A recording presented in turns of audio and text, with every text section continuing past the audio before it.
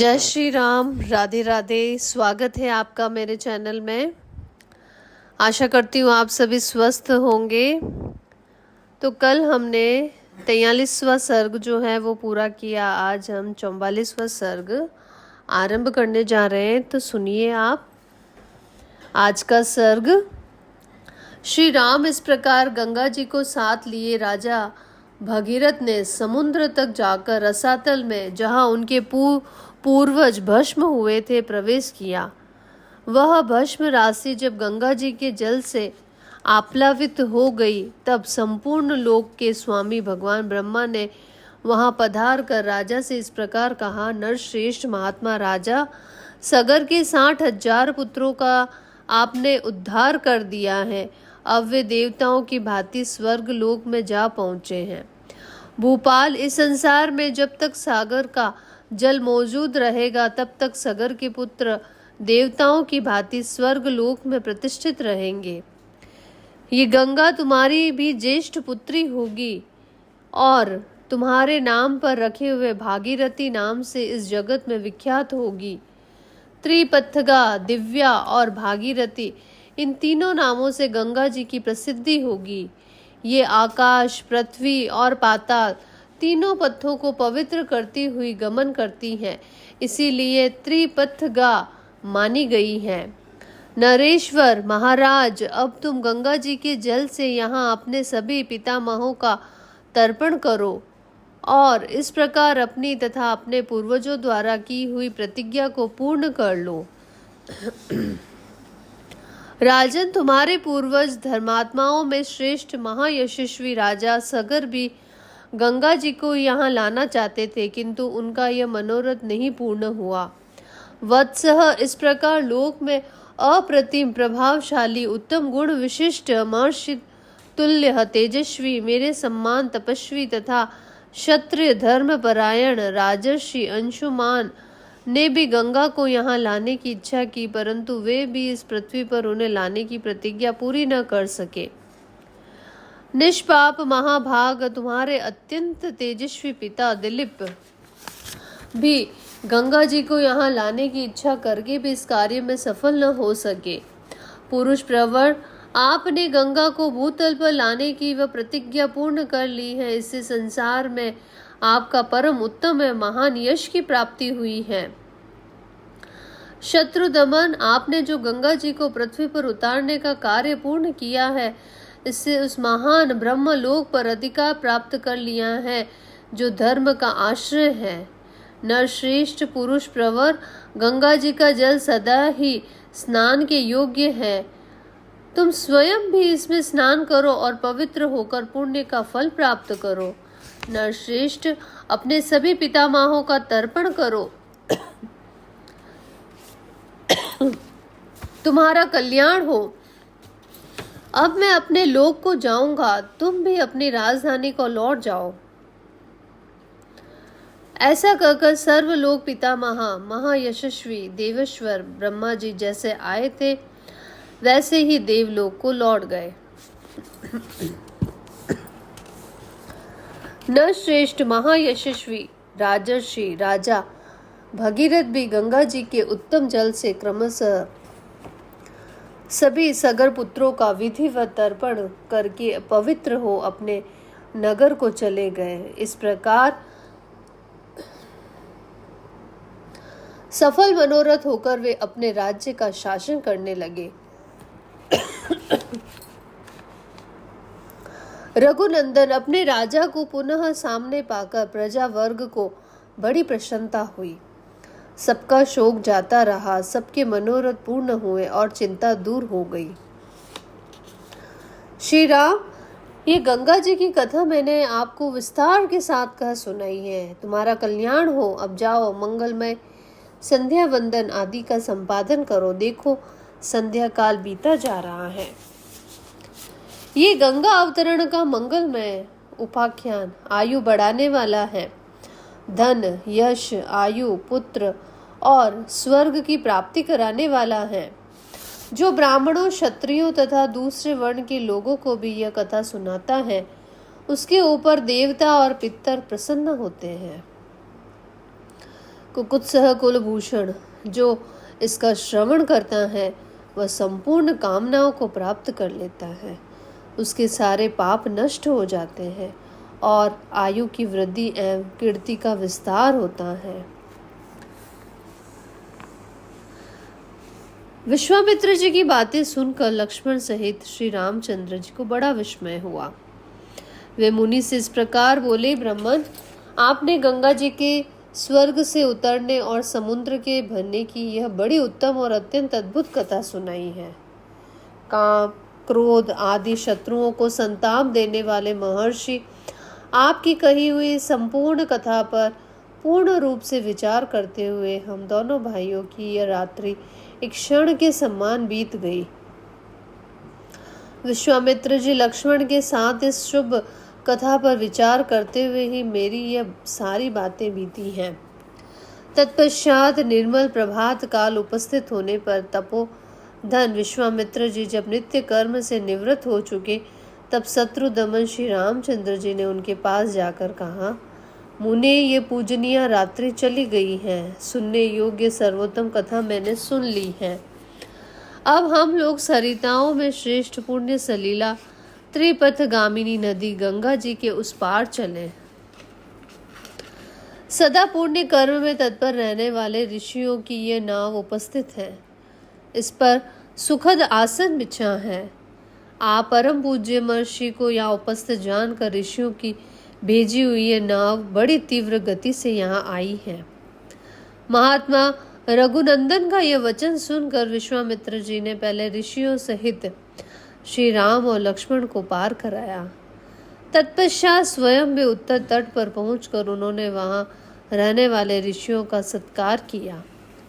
फिर सब लोग गंगा जी के किनारे टहर कर विशाल नामक पुरी की शोभा देखने लगे। तदंतर श्री राम लक्ष्मण को साथ ले मुनिवर विश्वामित्र जी तुरंत उस दिव्य एवं रमणीय नगरी विशाला की ओर चल दिए, जो अपनी सुंदर शोभा से स्वर्ग के समान जान पड़ती थी। उस समय परम बुद्धिमान श्री राम ने हाथ जोड़कर उस उत्तम विशालापुरी के विषय में महामुनि विश्वामित्र से पूछा, महामुने, आपका कल्याण हो। मैं यह सुनना चाहता हूँ कि विशाला में कौन सा राजवंश राज्य कर रहा है। इसके लिए मुझे बड़ी उत्कंठा है। श्री राम का यह वचन सुनकर मुनि श्रेष्ठ विश्वामित्र जी ने विशालापुरी के प्राचीन इतिहास का वर्णन आरंभ किया। रघुकुल नंदन श्री राम, मैंने इंद्र के मुख से विशालापुरी के वैभव का प्रतिपादन करने वाली जो कथा सुनी है उसे आपको बता रहा हूँ, सुनो। इस देश में जो वृतांत घटित हुआ है उसे यथार्थ रूप से श्रवण करो। श्री राम पहले सतयुग में दिति के पुत्र दैत्य बड़े बलवान थे और अदिति के परम धर्मात्म पुत्र महाभाग देवता भी बड़े शक्तिशाली थे। पुरुष सिंह उन महामन्ना दैत्यों और देवताओं के मन में यह विचार हुआ कि हम कैसे अजर अमर और निरोगी हो। इस प्रकार चिंतन करते हुए इन विचारशील देवताओं और दैत्यों की बुद्धि में यह बात आई कि हम लोग यदि क्षीर सागर का मंथन करें तो उसके निश्चय ही अमृत में रस प्राप्त कर लेंगे। समुद्र मंथन का निश्चय करके उन अमित तेजस्वी देवताओं और दैत्यों ने वासुकी नाग को रस्सी और मंद्राचल को मथानी बनाकर क्षीर सागर को मथना आरंभ किया। तदंतर 1000 वर्ष बीतने पर रस्सी बने हुए सर्प के बहुसंख्यक मुख अत्यंत विष उगलते हुए वहां मंद्राचल की शिलाओं को अपने दांतों से डसने लगे। अतः उस समय वहां अग्नि के समान दाहक हलाहल नामक महाभयंकर विष ऊपर को उठा।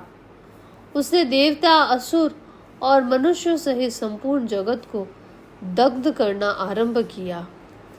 यह देखकर देवता लोग शरणार्थी होकर सबका कल्याण करने वाले महान देवता पशुपति रुद्र की शरण में गए और त्राही त्राही की पुकार लगाकर उनकी स्तुति करने लगे।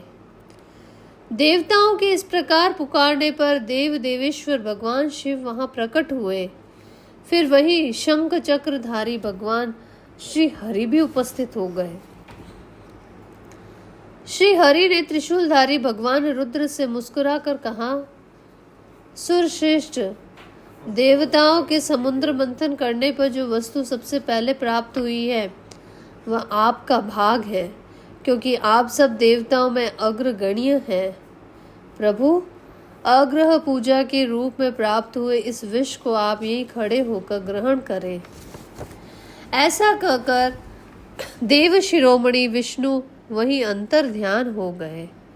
देवताओं का भय देखकर और भगवान विष्णु की पूर्वोक्त बात सुनकर देवेश्वर भगवान रुद्र ने उस घोर हलाहल विष को अमृत के समान मानकर अपने कंठ में धारण कर लिया तथा देवताओं को विदा करके वे अपने स्थान को चले गए। रघुनंदन तत्पश्चात देवता और असुर सब मिलकर क्षीर सागर का मंथन करने लगे। उस समय मथानी बना हुआ उत्तम पर्वत मंदर पाताल में घुस गया। तब देवता और गंधर्व भगवान मधुसूदन की स्तुति करने लगे। महाबाहो, आप ही संपूर्ण प्राणियों की गति हैं, विशेषतः देवताओं के अवलंबन तो आप ही हैं। आप हमारी रक्षा करें और इस पर्वत को उठाएं। यह सुनकर भगवान ऋषिकेश ने कच्छप का रूप धारण कर लिया और उस पर्वत को अपनी पीठ पर रखकर वे श्री हरि वहीं समुद्र के भीतर सो गए। फिर विश्वधामा पुरुषोत्तम भगवान केशव उस पर्वत शिखर को हाथ से पकड़कर देवताओं के बीच में खड़े हो स्वयं भी समुद्र का मंथन करने लगे। तदंतर 1000 वर्ष बीतने पर उस क्षीर सागर से एक आयुर्वेद में धर्मात्मा पुरुष प्रकट हुए, जिनके एक हाथ में दंड और दूसरे हाथ में कमंडलू था। उनका नाम धन्वंतरी था। उनकी प्राकट्य के बाद सागर से सुंदर कांति वाली बहुत सी अप्सराएं प्रकट हुई। नरश्रेष्ठ, मंथन करने से ही जल में उसके रस्से से वे सुंदरी स्त्रियां उत्पन्न हुई थी, इसीलिए अप्सरा कहलाई। काकुत्सह उन सुंदर कांति वाली अप्सराओं की संख्या 60 करोड़ थी और जो उनकी परिचारिकाएं थी उनकी गणना नहीं की जा सकती है। वे सब असंख्य थी। उन अप्सराओं को समस्त देवता और दानव कोई भी अपनी पत्नी रूप से ग्रहण न कर सके, इसीलिए वे साधारण मतलब सामान्य मानी गई। रघुनंदन, तदंतर वरुण की कन्या वारुणी, जो सुरा की अभिमानिनी देवी थी, प्रकट हुई और अपने को स्वीकार करने वाले पुरुष की खोज करने लगी। वीर श्री राम दैत्यों ने उस वरुण कन्या सुरा को नहीं ग्रहण किया, परंतु अदिति के पुत्रों ने इस अनिद्य सुंदरी को ग्रहण कर लिया। सूरा से रहित होने के कारण ही दैत्य असुर कहलाए और सूरा सेवन के कारण ही अदिति के पुत्रों की सुर संज्ञा हुई। वारुणा को ग्रहण करने से देवता लोग हर्ष से उत्फुल्ल एवं आनंद मग्न हो गए। नरश्रेष्ठ, तदंतर घोड़ों में उत्तम उच्च श्रवाह, मणि रत्न कौस्तुभ तथा परम उत्तम अमृत का प्राकट्य हुआ। श्री राम उस अमृत के लिए देवता और असुरों के कुल का महान संहार हुआ। अदिति के पुत्र दिति के पुत्रों के साथ युद्ध करने लगे। समस्त असुर राक्षसों के साथ मिलकर एक हो गए। वीर देवताओं के साथ उनका महाघोर संग्राम होने लगा, जो तीनों लोगों को मोह में डालने वाला था। जब देवताओं और असुरों का वह सारा समूह क्षीण हो चला, तब महाबली भगवान विष्णु ने मोहिनी माया का आश्रय लेकर तुरंत ही अमृत का अपहरण कर लिया। जो दैत्य बलपूर्वक अमृत छीन लाने के लिए अविनाशी पुरुषोत्तम भगवान विष्णु के सामने गए, उन्हें प्रभावशाली भगवान विष्णु ने उस समय युद्ध में पीस डाला।